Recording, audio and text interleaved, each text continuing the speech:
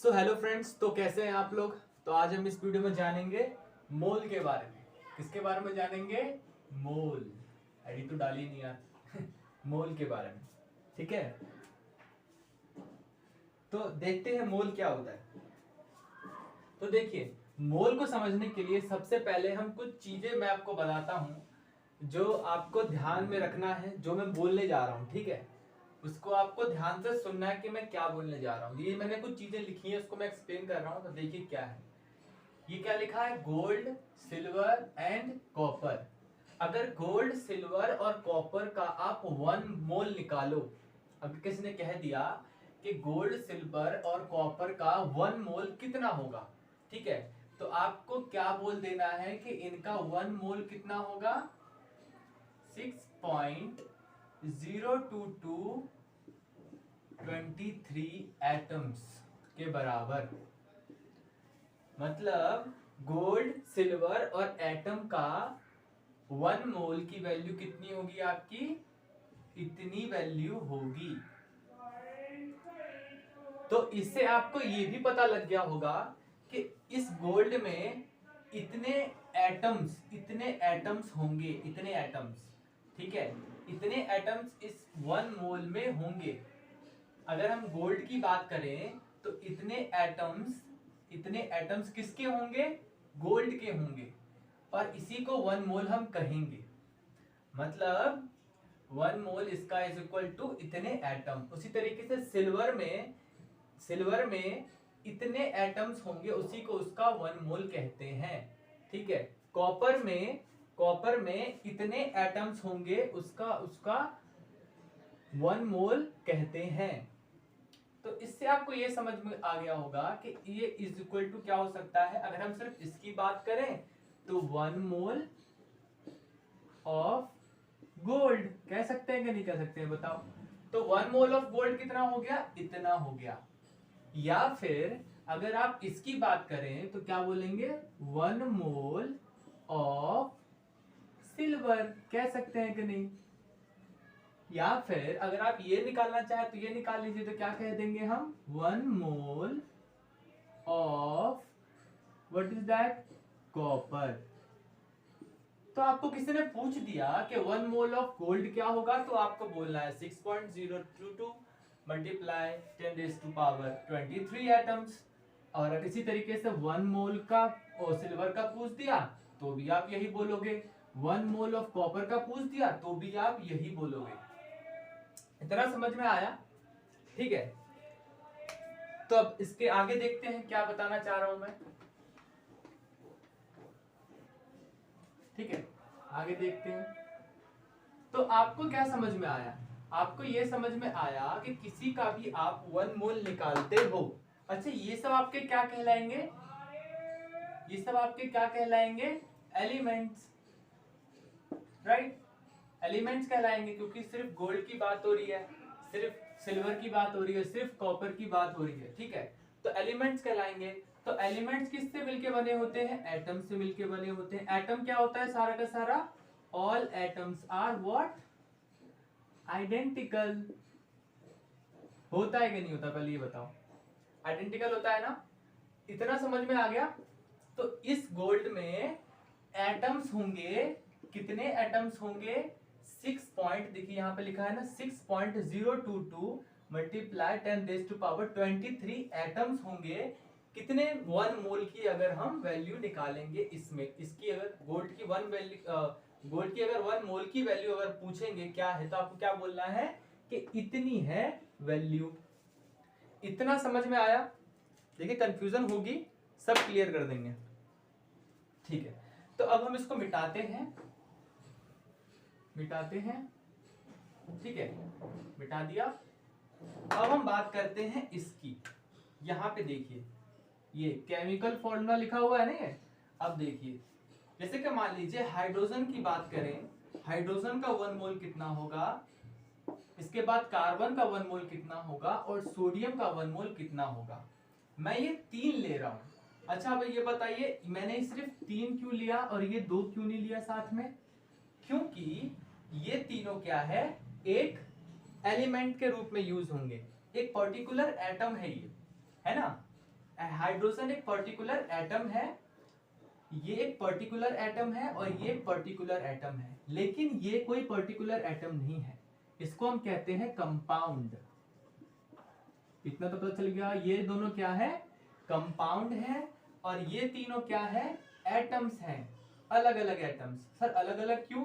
क्योंकि सिर्फ हाइड्रोजन की बात करें तो, सिर्फ कार्बन की बात करें तो, सिर्फ सोडियम की बात करें तो ये अलग अलग एटम्स हैं, ये क्या है, कंपाउंड।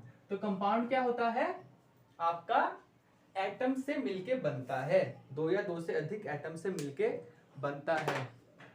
वाटर पी लेंगे थोड़ा सा।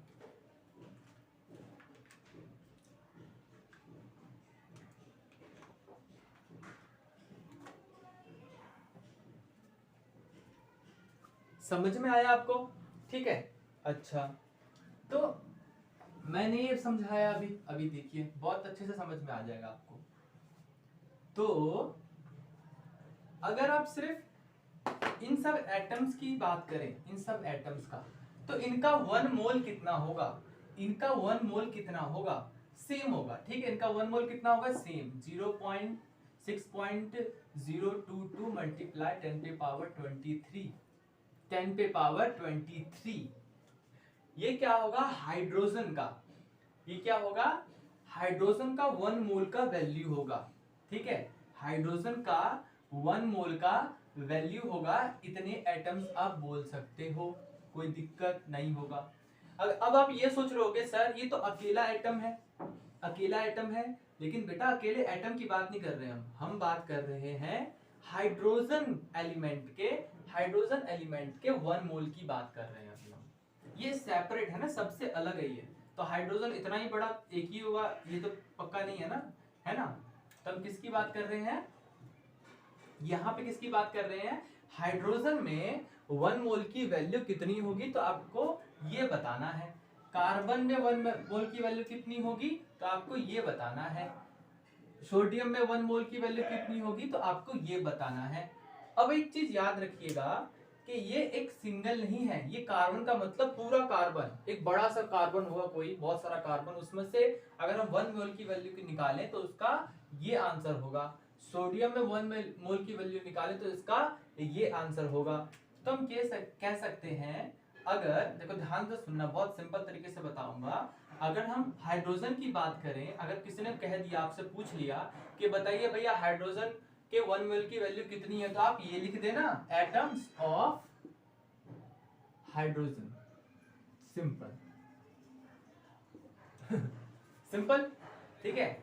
अगर इसका पूछ दिया, कार्बन का 1 मोल की वैल्यू पूछ दी, तो आप सेम चीज लिख दोगे, सेम चीज लिख देना, ठीक है, एटम्स ऑफ कार्बन,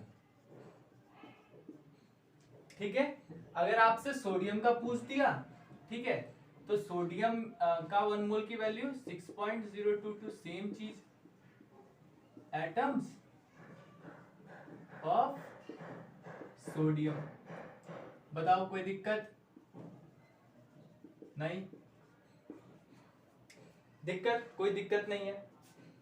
तो एक पर्टिकुलर एलिमेंट है, ये एक पर्टिकुलर एलिमेंट है, ये एक पर्टिकुलर एलिमेंट है, इसको मैंने साथ में क्यों नहीं लिया, क्योंकि ये कोई एलिमेंट नहीं है। सर एलिमेंट क्यों नहीं है, क्योंकि इसमें हाइड्रोजन भी है और ऑक्सीजन भी है। एलिमेंट और ये कंपाउंड कहलाता है, ये इसमें क्या डिफरेंस होता है कि जो भी हाइड्रोजन जिस भी चीज से मिलकर बना होगा ना, वो सारे हाइड्रोजन होंगे, मतलब हाइड्रोजन के जितने भी एटम्स होंगे वो हाइड्रोजन के ही होंगे, मतलब हाइड्रोजन भरा पड़ा होगा। कार्बन में जितने भी एटम्स होंगे सब कार्बन से भरे पड़े होंगे, सोडियम में जितने भी सोडियम होंगे सब सोडियम से भरे होंगे, मतलब सेम चीज से। लेकिन इसमें दो चीज है, एक हाइड्रोजन है और एक ऑक्सीजन है, दोनों अलग अलग एलिमेंट है, तो इसीलिए ये जो है इसको हम एलिमेंट नहीं कह सकते, क्योंकि दो अलग अलग एलिमेंट से मिलके बना है, इसको हम क्या कहते हैं, कंपाउंड कहते हैं, ठीक है। चलो ठीक है, ये तो आपका समझ में आ गया आपको, आई होप कि मैंने इसमें क्लियर कर दिया। मैंने देखो हर तरीके की चीज ली है, एक तो डायरेक्ट गोल्ड, डायरेक्ट सिल्वर जो आप नहीं लिखते हैं, और एक मतलब मैंने केमिकल फॉर्मूला लिख दिया। अब आते हैं कंपाउंड पे, ठीक है, ये है कंपाउंड, ये किसका कंपाउंड है आपका, ये है आपका वाटर का कंपाउंड है कि नहीं, वाटर का कंपाउंड है। अब वाटर के कंपाउंड में एक ये क्या है, मॉलिक्यूल, मॉलिक्यूल, राइट, ये क्या है आपका, मॉलिक्यूल कहलाएगा, ठीक है, ये भी आपका क्या है, मॉलिक्यूल। वाटर के कंपाउंड के अंदर, मतलब वाटर का जो कंपाउंड होता है वो किन सब चीजों से मिलकर बना होता है, मॉलिक्यूल। तो ये आपका क्या है, मॉलिक्यूल। ये आपका क्या था, एटम्स, ठीक है, ऑल दीज वर एटम्स, ठीक है, और ये दोनों आपके क्या है, मॉलिक्यूल। इतना समझ में आया आपको? तो अभी जो निकाला था हमने वो एटम्स का निकाला था, इसलिए हमने लास्ट में क्या लगाया था, एटम। है कि नहीं, सिंपल। और अब हम निकालेंगे मॉलिक्यूल का। तो देखो, जैसे कि हमें इसका निकालना है, क्या निकालना है सर, क्या निकालना है, 1 मोल, मतलब मॉलिक्यूल का 1 मोल की वैल्यू कितनी होगी, इस मॉलिक्यूल की 1 मोल की वैल्यू कितनी होगी।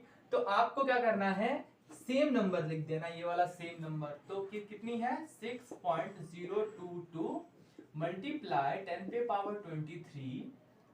अब ये एटम नहीं लगाओगे सर, अब क्या लगाओगे आप, molecule.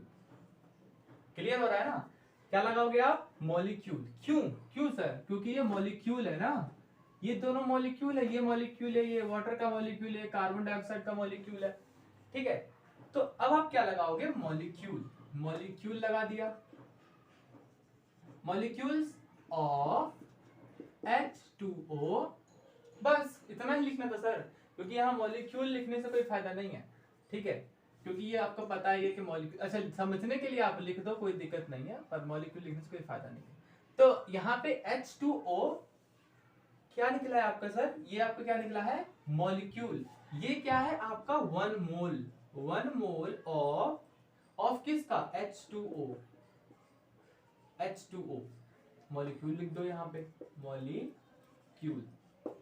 1 mole of H2O molecule की वैल्यू किस में सर, किस में, अगर हम इसकी वैल्यू निकाले 1 मोल की वैल्यू, तो ये आपको बतानी है सर, ये आपको बतानी है, बस यहीं तक बतानी है एक्चुअली तो, ठीक है। तो 1 मोल ऑफ मॉलिक्यूल आपको कितना होगा, इतना मॉलिक्यूल होगा। इतना समझ में आया सर आपको, ठीक है। यहाँ पे आपको मॉलिक्यूल लिखने की जरूरत नहीं भी है, समझने के लिए आप लिख सकते हो, दोनों ठीक है। क्लियर हो गया, क्लियर हो गया। अब जैसे कि अगर पार्टिकल ले लो किसी भी पार्टिकल का, तो पार्टिकल लिख देना यहाँ पे मॉलिक्यूल की जगह पे। आयंस ले लो तो आयंस लिख देना। आयंस में आपका जैसे कि आयनिक कंपाउंड होता है ना, जैसे कि NaCl, रुक जाओ मिटा दूं मैं इसको, आयंस मैंने नहीं लिया है, जैसे सोडियम क्लोराइड, ये आयन है क्योंकि सेपरेट होने पे क्या चार्जेस देते हैं, ये माइनस प्लस चार्जेस सेपरेट होने पे देते हैं ना सर, ठीक है।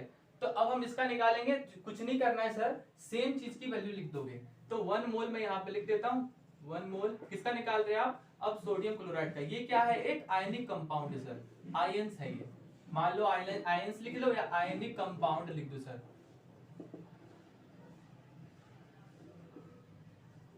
ठीक है ना, आयनिक कंपाउंड लिख दो, कोई दिक्कत नहीं है।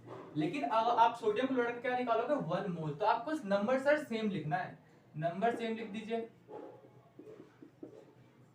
लिख दिया। अब क्या है, आपको आयंस लिखना है, क्योंकि आपने आयंस से निकाला है ना, तो आयंस लिखना है। कुछ समझ में आया, आई होप कि आपको ये समझ में आया होगा। अब हम आगे देखते हैं, तो चलिए सर अब जो भी कंफ्यूजन है उसमें क्लियर कर लेंगे। तो देखिए मोल, मोल क्या है आपका, मोल 1 मोल आपका कितने के बराबर होता है, ये मैंने आपको भी एक्सप्लेन कर दिया। 1 मोल अगर आप एटम्स में निकालना चाहे तो इतने एटम्स, अगर आप मॉलिक्यूल में निकालना चाहे तो इतना लिख के मॉलिक्यूल लिख दीजिए। तो 1 मोल आपका एटम्स भी हो सकता है, मॉलिक्यूल भी हो सकता है, पार्टिकल्स भी हो सकता है और आयंस भी हो सकता है, आप किसी को भी लिख सकते हैं, डिपेंड करता है कि आप क्या निकाल रहे हैं, किसका निकाल रहे हैं। आप एटम का निकाल रहे हैं, मॉलिक्यूल का निकाल रहे हैं, किसी पार्टिकल का निकाल रहे हैं या किसी आयन का निकाल रहे हैं। बस डिफरेंस क्या होगा सर, डिफरेंस बस ये होगा, आपको एटम का निकाल रहे हैं एटम लिख दो लास्ट में, मॉलिक्यूल का निकाल रहे हो मॉलिक्यूल लास्ट में लिख दो, पार्टिकल का निकाल रहे हो पार्टिकल लास्ट में लिख दो, और आयंस का निकाल रहे हो तो आयंस लास्ट में लिख दो, बस, ठीक है। और किसी का भी जो नंबर होगा वो आपका सेम होगा, सबसे अच्छी बात। नंबर कभी चेंज नहीं होगा, बस लास्ट का जो होता है ना, लास्ट में क्या लिखा है, जैसे हम केजी वेजी लिखते हैं, केजी लीटर, इसके बाद लिखते हैं ग्राम, ये सब चीजें सर लिखते हैं ना आप, तो ये डिपेंड करता है कि आप किस चीज में निकाल रहे हैं, बस वही चेंज होता जाएगा। यहाँ पे केजी है तो एटम, एटम का निकाले तो एटम, मॉलिक्यूल का निकाले तो मॉलिक्यूल। समझ में आ रहा है सर? अब देखिए, तो सर ये नंबर जो है, ये नंबर आपका किसने दिया, ये वाला नंबर, ये नंबर कहलाता है एवोगैड्रोस नंबर। सो एवोगैड्रोस नंबर क्या करता है सर, रिप्रेजेंट करता है सिर्फ क्वांटिटी को, क्वांटिटी मात्रा को, ठीक है, रिप्रेजेंट करता है। ये सर कौन थे, ये साइंटिस्ट थे जिन्होंने ये नंबर आपका दिया था, ठीक है। ये कुछ नहीं सर ये बस एक नंबर है, बस ये एक नंबर है। अगर आप इस नंबर को निकालेंगे ना सर, तो ये ऐसा आपका निकलेगा। इसको, इसमें आप सर 20 जीरो लगा दीजिए सर, 20 जीरो लगा दीजिए सर, 20 तक, टिल 20, ठीक है, लगा दीजिए 20 जीरो। तो इतना आपका क्या हो जाएगा सर, एटम्स हो जाएगा। अगर एटम्स निकालें तो एटम्स हो जाएगा, मॉलिक्यूल निकालें तो मॉलिक्यूल हो जाएगा, पार्टिकल निकालें तो पार्टिकल। क्या सर सारा बुलवाओगे मुझसे? ठीक है, तीन नंबर से इसलिए कहा है एवोगाड्रोस नंबर, ठीक है, इसीलिए इसको ये कहा गया है। रिप्रेजेंट क्या करता है, क्वांटिटी, मात्रा को। पता चल गया होगा सर। अब हम देखते हैं कि मोलर मास कैसे निकालते हैं, ठीक है, मोल का पता चल गया। अब देखते हैं मोलर मास कैसे निकालते हैं। यहाँ पे अब देखते हैं, बहुत सिंपल है। एटॉमिक मास मैंने निकालना बता दिया था। एटॉमिक मास निकालने के लिए आपको जो केमिकल फॉर्मूला है वो आप उसका आपका एटॉमिक मास याद होना चाहिए, तो आपका एटॉमिक मास निकल जाएगा। तो H का एटॉमिक मास है आपका 1U, इसके हाइड्रोजन कार्बन का है आपका 12U, ऑक्सीजन का है आपका 16U, सोडियम का है आपका 23U। सर ये U क्या है सर, इसको हम कहते हैं यूनिफाइड मास, ठीक है, यूनिफाइड मास कहते हैं। ये रिप्रेजेंट करता है आपका कि ये मास है, मास है। 1 क्या है, एक मास है। 12 क्या है, एक मास है। क्लियर? उसके बाद मॉलिक्यूलर जब आप मास निकालते हैं तो वो कैसे निकालते हैं सर, बहुत सिंपल है। जैसे कि आप मान लीजिए आपको क्या करना है, पहले हाइड्रोजन का निकाल लीजिए, फिर ऑक्सीजन का निकाल लीजिए, क्योंकि इसमें कितने पार्टिकल्स हैं, इसमें कितने एटम्स हैं आपके, 3 एटम्स हैं, है ना, 3 एटम्स। तो हाइड्रोजन कितना है, 2 है, और हाइड्रोजन का एटॉमिक मास कितना है, 1U। तो आप कर दीजिए 1U को 2 से मल्टीप्लाई। सर 2 से क्यों किया, क्योंकि सर ये हाइड्रोजन 2 है इसीलिए। ऑक्सीजन कितना है सर, ऑक्सीजन आपका 16U है। आप अब क्या कीजिए, देखिए सर इसको मल्टीप्लाई करने के बाद 2U आंसर आएगा कि नहीं आएगा, बताइए। 1 को 2 से मल्टीप्लाई करेंगे, इसको और इसको आप ऐड कर दीजिए, कितना आ जाएगा सर आंसर, यहाँ नीचे लिख दें क्या, आंसर आ जाएगा आपका 18U। तो इसका मॉलिक्यूलर मास कितना आया, ये मॉलिक्यूल है ना सर, तो मॉलिक्यूल का मॉलिक्यूलर मास कितना आया, 18U। इस तरीके से आप कार्बन का निकाल लीजिए। कार्बन का क्या है आपका, देखिए 12U एटॉमिक मास। ऑक्सीजन का आपका वही सेम 16। और क्योंकि ये ऑक्सीजन जो है वो 2 है, तो 2 से मल्टीप्लाई कर दीजिए, कितना हो गया, 32 यूनिफाइड मास U। अब इसको और इसको ऐड कर दीजिए, तो 12U प्लस 32U कितना आ गया सर आपका, 44U। कोई दिक्कत इसमें? मॉलिक्यूलर मास कैसे निकालते हैं और एटॉमिक मास कैसे निकालते हैं, सांस फूल गई, एटॉमिक मास कैसे निकालते हैं आपका समझ में आ गया होगा। अब आते हैं मोलर मास, जो हमें चाहिए, हमें यही समझना है। सर कुछ नहीं करना है इसमें, कुछ नहीं करना है। क्या कर रहे हो सर, कुछ नहीं करना है, तो इतना क्यों बवाल हुआ। करना सर ये है, देखिए अगर आपका मोलर मास निकालना है, सबसे पहले जिसका निकालना है ना सर, अच्छा मैंने सर ये 14 लिख दिया, उसके लिए माफी चाहता हूँ। हाइड्रोजन का होगा 1 यूनिफाइड मास 1U होगा, क्योंकि हाइड्रोजन 1 लिखा है। तो सबसे पहले सर जिसका भी आपका निकालना है, चाहे वो एक हाइड्रोजन हो, कार्बन हो, ऑक्सीजन हो या सोडियम हो, अभी और भी बताऊंगा इसके आगे, किसी का भी निकालना हो, सबसे पहले आपको क्या कर लीजिए, एटॉमिक मास। उसका एटॉमिक मास कितना है, सबका एटॉमिक मास सर याद होना चाहिए। जब आप देखिए मोलर मास निकालने के लिए पहले एटॉमिक मास लिख दीजिए। देखिए इसमें और इसमें कोई डिफरेंस है, नहीं है, सेम चीज लिखी हुई है यहाँ पे। एडिशनल क्या करना है आपको, U जो नंबर है ना चेप दीजिए। तो ये हमारा क्या है, 0.6.022 मल्टीप्लाई 10 to पावर 23, मल्टीप्लाई करके आपका आंसर निकल जाएगा। मल्टीप्लाई कर दीजिए, आंसर निकल गया। सेम चीज यहाँ पे करना है आपको, 12U, अच्छा इसके साथ ही करना है मल्टीप्लाई, 6.022 23 इसके बाद ये आ दीजिए आपका 6.022 मल्टीप्लाई 23, इसके बाद 6.022 मल्टीप्लाई 23। ठीक है सर, समझ में आ गया आपको? तो ये आपका निकल जाएगा मोलर मास। इस तरीके से भी आप मोलर मास निकाल सकते हैं, बस आपको मल्टीप्लाई कर देना है। अब थोड़ी आप भी मेहनत कीजिए। तो चलिए सर अब थोड़ा ये देख लेते हैं। आप सोचेंगे कि सर ये सिंगल सिंगल वाला बताया है, सिंगल एटम का अब हमको मॉलिक्यूल का ही बता देते हैं सर, टेंशन मत लीजिए।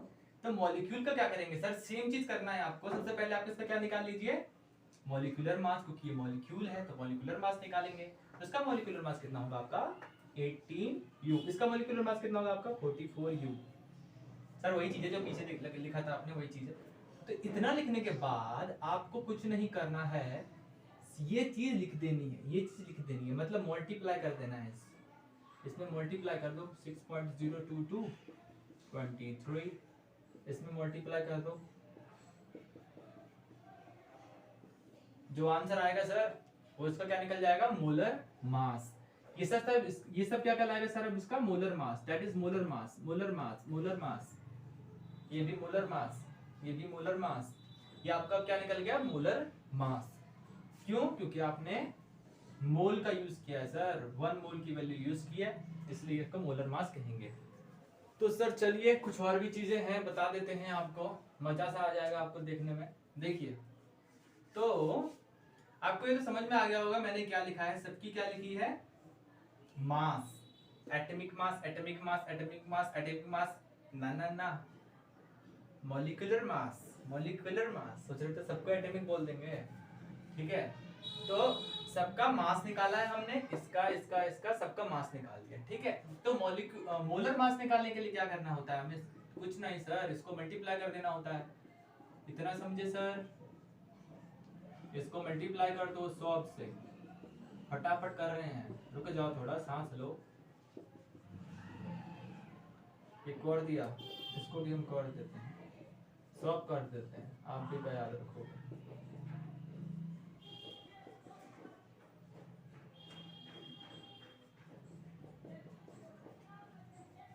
गलती तो नहीं होगी ना? ये आपका क्या निकल गया, molar mass. So all of this that you can see in the form of this so these are called molecular mass। इतना समझ में आया आपको? अब एक आती है दिक्कत, दिक्कत ये आती है आपका कि इतना मल्टीप्लाई सर कौन करेगा, इतना मल्टीप्लाई कौन करेगा, कौन करेगा? लेकिन समटाइम आपको मोलर मास इस हिसाब से लिखना पड़ता है। लेकिन अगर आपको ग्राम में लिखने के लिए आ जाए सर, ग्राम में लिखने के लिए, तो आपको कुछ नहीं करना है, पहले सारा यहाँ पे लिख दीजिए, लिख देते हैं हम Cl carbon H2O CO2 and then one sorry पहले आप सबका क्या लिख लीजिए, इन सबका सेम चीज यहाँ पे उतार दीजिए और आपको U हटा के बाकी सब लिखना है। तो ये 14 हो गया आपका, क्लोराइड का क्या हो गया 35.5, अच्छा कैल्शियम का आपका 40, इसके बाद आपका इस मॉलिक्यूल का क्या हो गया 18, अभी यू नहीं लगा रहे हम, कार्बन का क्या हो गया आपका 44। इतना लिखने के बाद, इतना लिखने के बाद आपको कुछ नहीं करना है, जी लगा देना है, जी जी, हाँ जी जी जी। So it will become also it will also be called molar mass but molar mass आपका देखिए यहां तक जो है, अच्छी अगर इसको मोलर इसको और इसको क्या हम मोलर मास ही कहेंगे क्या? इन दोनों में कोई डिफरेंस नहीं रहा अब सर? डिफरेंस है सर। सो ये आपका क्या निकलेगा, molar mass in gram, molar mass in ग्राम, ठीक है। या फिर आप इसको एक और कह सकते हो atomic mass, atomic molar mass, ठीक है, ऐसे लिखिए एटॉमिक मोलर मास इन ग्राम। और यहां से याद सर एटम थे, यहां पे मॉलिक्यूल आ गए सर। अब तो यहां पे आप लिखेंगे molecular molar mass, molar mass in gram, sir समझ में आए सर?